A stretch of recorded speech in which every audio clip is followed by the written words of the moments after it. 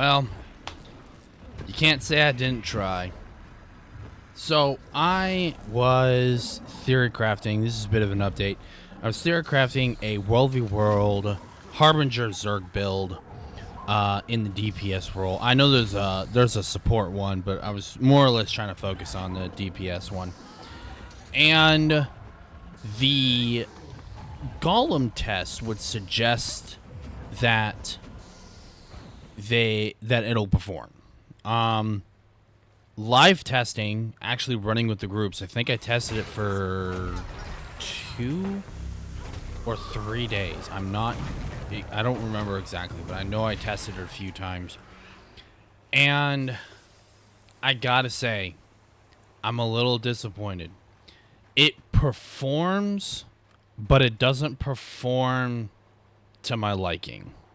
And when I say perform to my liking, I mean, like, if you're going to slot into a DPS role, and you got other teammates that are also slotted into the DPS role, and you're not, in that top 5 section, nay, I would even say, like, top 4, you're not doing something. But I'm talking, like, most of these Zerg engagements typically last anywhere between 45 seconds, if it's really fast, or upwards to around that 2-minute mark. Usually, that's the kind of range of these fights and how long they go for. Here is my findings. So, using the tooltips in the game, you would suggest that the skills and abilities can hit multiple targets. Going off of the forum posts that I've done some research on, I was not aware, or the lack of awareness, that Harbinger was mostly primarily a single target DPS. And single target DPS builds typically don't work very well in a Zerg, which is why you don't normally see stuff like Deadeyes or Daredevils.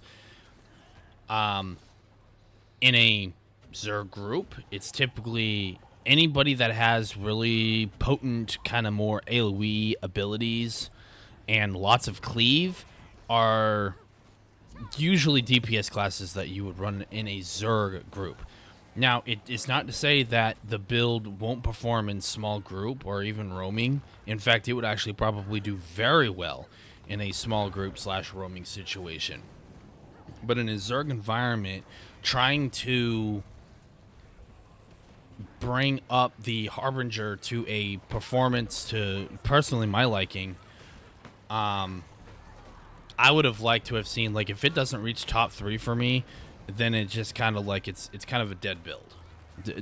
In my books, that's kind of a dead build to me, because if I can't, because I was playing around with traits, I was playing around with rotation, I was playing around with even different weapons, and there really wasn't a lot that I could do in mix to really bring up. There was different variations on this performance, which is really unfortunate because I really like Harbinger. It doesn't have enough. It doesn't have enough AOE, and for whatever AOE it does have, it's not impactful enough to really lean one fight towards victory. It doesn't bring enough to the table. Its kit just doesn't bring enough, which I have to concede, and that's sad for me to say. But my testing, my 3 runs of testing would suggest otherwise, of basically concluding that, yeah, it's very single target oriented. And so, like, if you're able to, target switch between one to another, sure, you could. I could, that could work. But at the same time, you're going to have an easier time hitting multiple targets on, say, Reaper or, say, Scourge or even Core Necro. Core Necro, you can hit multiple targets with pretty easily. Harbinger, yeah, well, it is what that is. All right, with this, I'll continue to test and, play around with some stuff. Maybe I'll dip into Harbinger again. Maybe refine something. Maybe there was something I missed. Maybe there wasn't something I tried. But we'll see. I'll kind of pencil that in. In the meantime, I'm going to try and focus on getting... I kind of want to get a Scourge build working.